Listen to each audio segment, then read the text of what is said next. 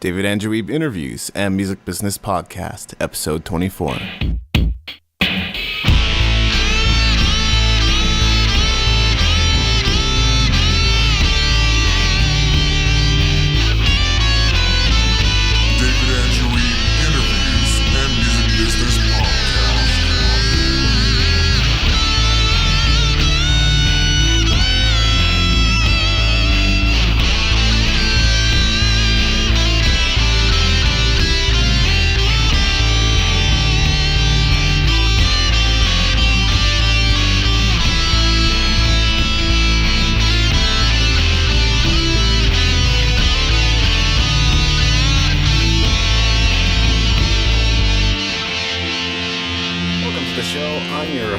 David Andrew Wiebe. This is episode 24 of the David Andrew Wiebe Interviews and Music Business Podcast, a podcast for forward-looking musicians.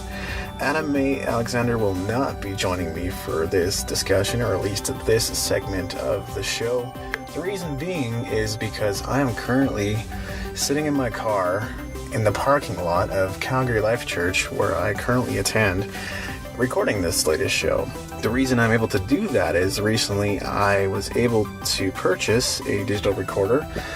Music Center Canada happened to have one on sale when I went looking for it, and the guy there decided to throw in a pick case as well. So I decided to go ahead, or a pick holder I should say. So I decided to go ahead and make the purchase and make that leap. And being relatively affordable, this will allow me to do more interviews on the road, and it will also allow me to record my live shows, which is something that I've wanted to do and could potentially include in the podcast feed in the future, but I'm thinking of making that perhaps premium content on my website, which of course is www.daw-music.com. So I'm very excited to have this digital recorder, and whether or not it's the highest quality, I have yet to find out, but I guess I'll know after I have a listen to this particular recording. So I figured I should talk about my performance on May 21st at Calgary Life Church. That was an event benefiting the Japanese Red Cross Society earthquake relief. I think we ended up raising somewhere in the range of $52 for that event, which is not bad considering we didn't have quite the turnout that we were expecting. There were a lot of people that ended up being sick or just unable to make it. And it was the long weekend, so we weren't sure exactly what to expect. We were hoping for a bigger turnout, and that would have been possible if not for some of the things going on in others' lives. Because the event did get a fair bit of attention, both radio and online and entertainment magazines. The show nevertheless went on without a hitch. I think we all had a very good time. Daniel Guy Martin was there performing, and he's previously been interviewed on the podcast. And if you go and listen to that episode, you probably know by now he's a fantastic guitar player. And he wasn't shy about demonstrating his skills there. So special thanks and shout out to Dan for coming out and playing. The guitarists in the crowd were definitely particularly impressed. David Andrew Wiebe, that would be me, and my band were there performing as well. And it would be the first time kind of doing something of that nature together. The band is not set in stone, nor do we actually have a drummer yet, but basically the way it works right now is I play guitar and I sing. Anna sings backup. We have Josh Park on violin, and Patrick Zielinski, who's also been on the show, plays keyboard as well as guitar. For this particular performance, we also had my friend Blair Scott playing percussion. Unfortunately, he had to leave about halfway through the set due to kind of a family emergency, but the show all in all still went pretty well. We were received very, very well. I was surprised. I think we were very much able to keep the audience engaged. And this is something I want to hit upon later, but recently I've got to thinking a lot about live performance and what are some of the things you can do to get the people that are there to take notice of what you're doing.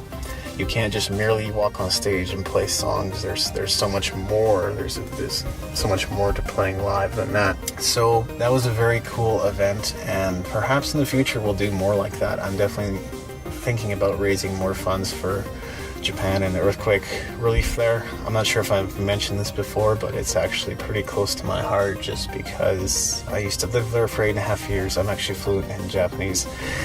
And I don't want to see the people there suffering, but natural disasters do take their course, and it's not as if there's a whole lot we can do, but we can help them restore and recover what they had before, and hopefully make it a safer place for everybody. So definitely a cause worth supporting, I believe. Visit us online at www.daw-music.com/daw-podcast. And don't forget to spread the word. Tell your friends about this podcast. Recently, I've been thinking more about what the podcast is, the direction of the podcast, I should say.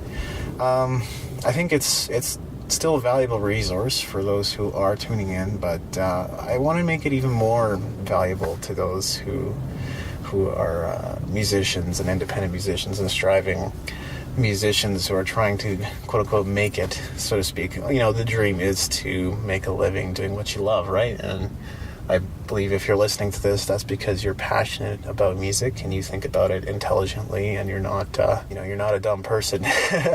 Definitely let me know what you think in that regard. Send me an email, comments at daw-music.com if you have any suggestions about how we can improve this podcast and what sort of information that you might be interested in.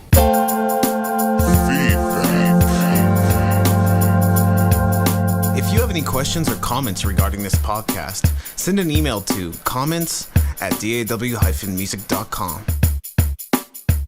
I'm not sure if I've officially said this in the podcast yet, but the Bell situation with the $1,500 bill has been rectified finally.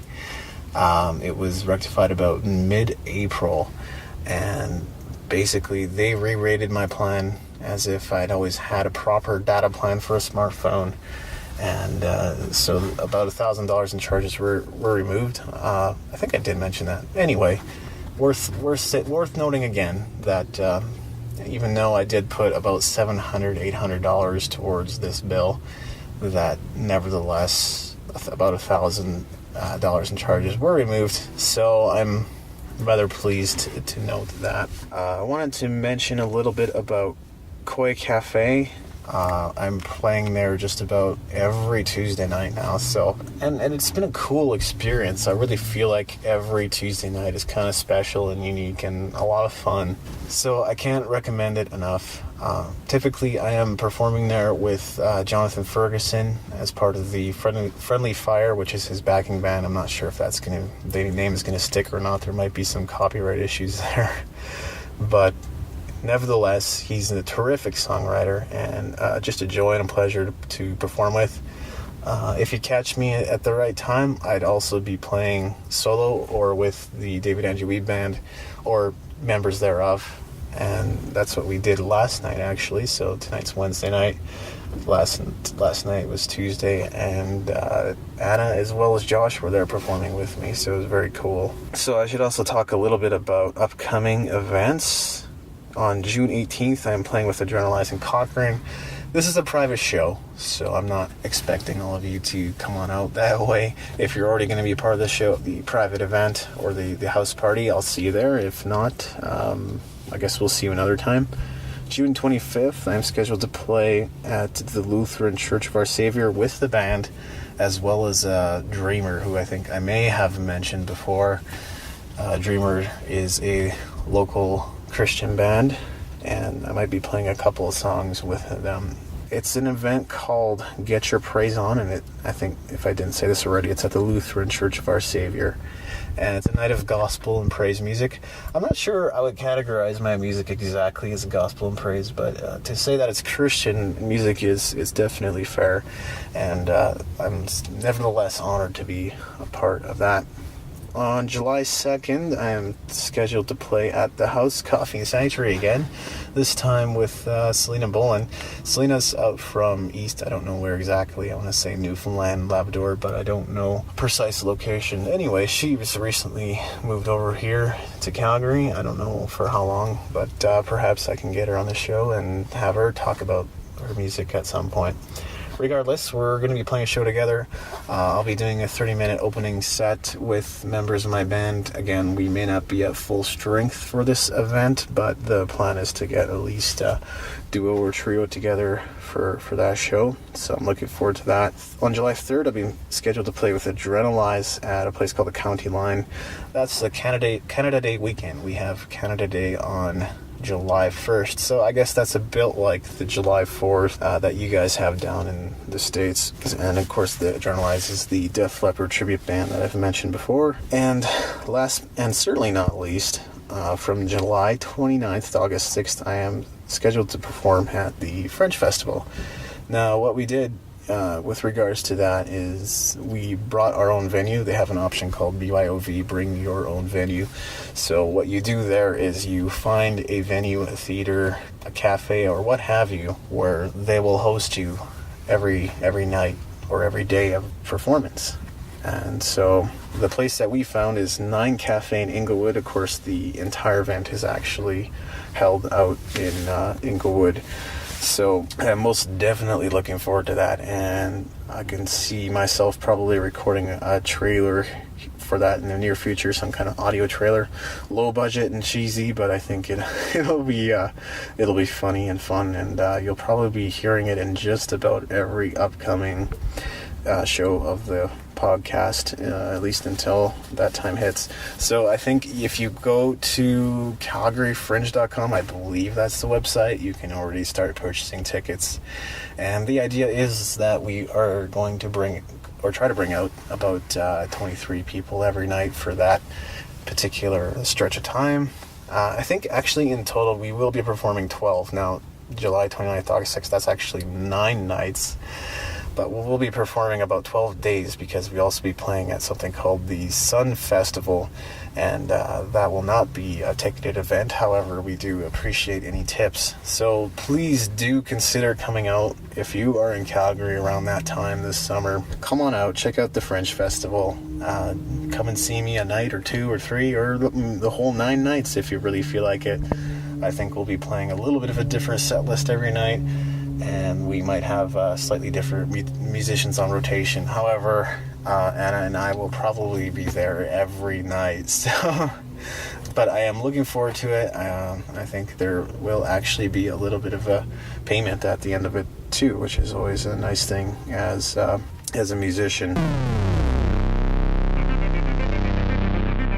Coming this summer to the Calgary Fringe Festival, the David Andrew Wiebe Band, featuring the music from his upcoming release, Back on Solid Ground, introducing the songwriting, guitar, and vocal talents of David Andrew Wiebe. We will be joined by Anna Mae Alexander on backing vocals. This is the story of my life, accusations from my pride. Joshua Park on violin.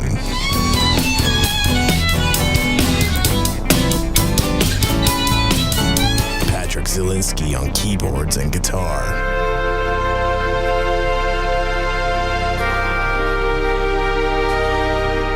Dan Poole on bass, and other great performers. You don't want to miss this event. Tickets are $12 and will go on sale July 1st. Back on Solid Ground will be hosted at 9 Cafe, which is located in the heart of Inglewood at 1319 9th Ave, Southeast Calgary, Alberta. This majestic event will begin on July 29th and will go to August 6th. Get your tickets today at the Calgary Fringe Festival website, calgaryfringe.ca. I also want to encourage you again to visit the website. That's www.daw-music.com/daw-podcast. Of course, you can find a link from daw-music.com, which I think is easier to find than it was before. And on that note, I should, before I get to more features of the website, I do want to say that I've been making some updates and changes to daw-music.com. I believe it's the Boag World podcast that was talking about how one should evolve their website as opposed to doing a complete redesign. And that's what I've been trying to do as of late.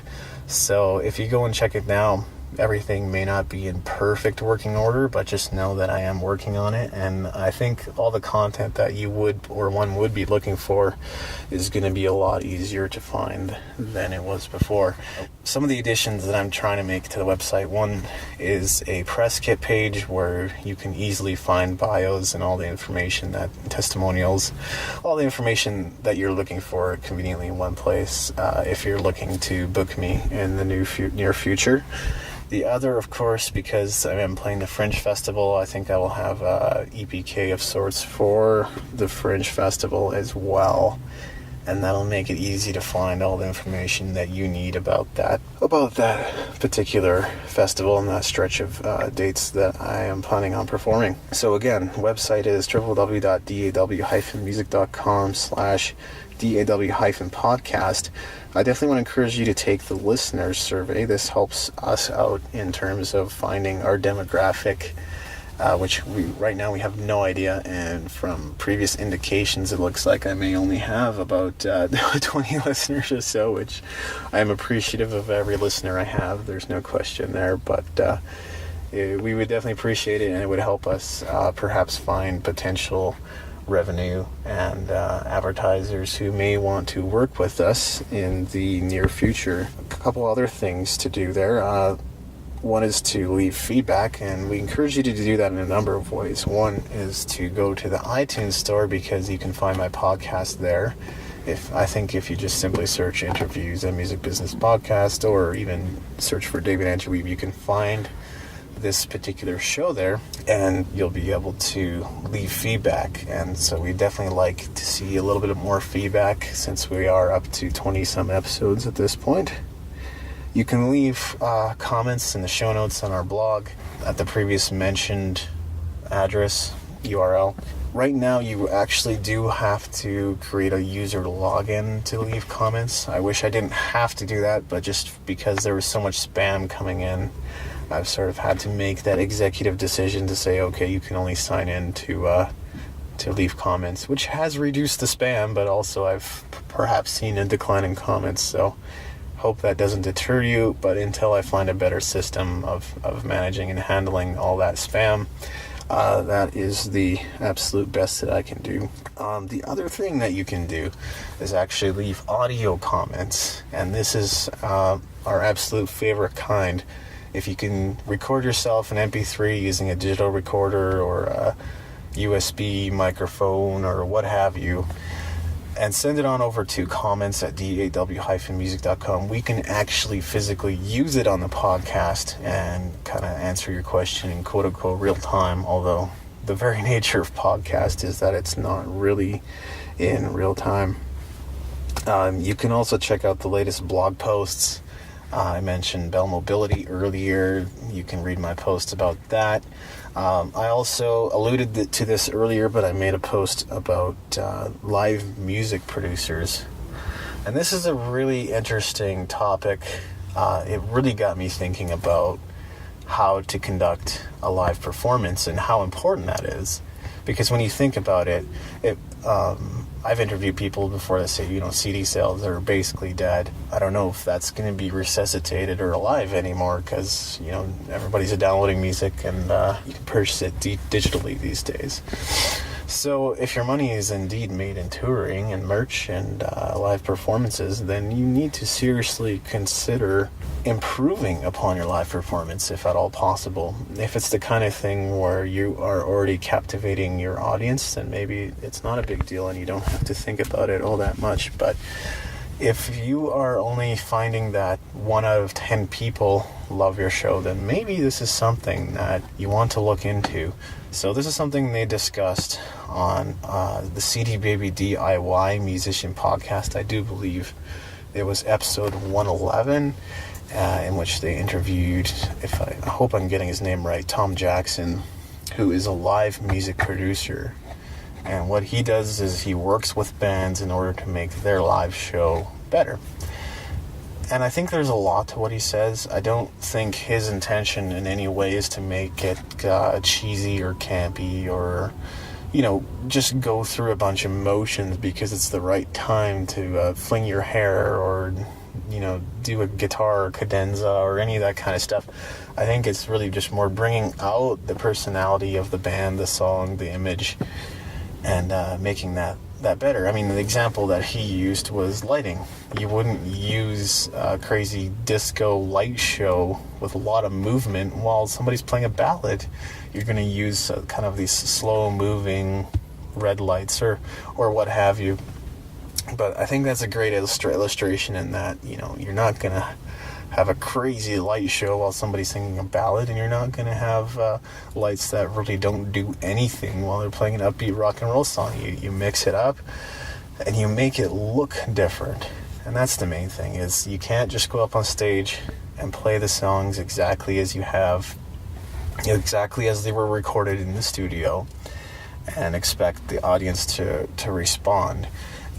If it's a hit song that everybody knows, then yes, you may want to perform it exactly the same way. But chances are, if you're an independent artist, not a lot of people know your songs or are going to be able to sing along with them, in which case you may as well present them in such a way that they are going to be memorable. And that can include everything up to sight, smell, and sound. So those are some of my thoughts on live music production. Tom Jackson, I believe, has his own production company, and you can get your tips from him. I believe even just listening to the show itself, like the interview on the CDB DIY Musician podcast, has benefited me because it gave me some ideas of how to engage with the audience. And number one thing I found was just being vulnerable and telling my story exactly as it unfolded. And it seems like that definitely came across in that particular performance. And also, something Jackson says is that the audience is sometimes a little stupid, and I don't know if that's the exact way to put it, but sometimes people don't know what they're supposed to be paying attention to. If you're playing a guitar solo, but you just stepped back behind the drummer or something like that, the audience doesn't necessarily know to pay attention to you. And so if you're playing a guitar solo, just stepping forward towards the audience, putting pressure on the audience, as it were, and presenting yourself that way. Or how about if someone else is doing a particularly interesting part? What do? Do you look over at them? Do you step over towards them? Just little things like that maybe could make a difference in selling your live show. And again, that's perhaps one of the most important elements of being a musician these days, because if you're not making your money in CD sales, then you need a killer live show to sell it. Well, that's about it for me. I hope you've enjoyed this particular episode. It might be a little shorter than others we've done recently, but hopefully with the addition of the digital recorder in my arsenal, I'll be able to do a few more interviews on the road, and we're definitely taking the time to talk to more people and looking to book more shows, so there should be a lot more to talk about and a lot more to report on in the near future. This is David Andrew Wiebe signing off. This podcast is a part of the Blueberry Network. You can find this and other great podcasts at blueberry.com. That's blueberry with no e's.com. You've been listening to the David Andrew Wiebe Interviews and Music Business Podcast, broadcasting from Calgary, Alberta, Canada. This has been a Red Flame production. To learn more about Red Flame, go to redflamerecords.com.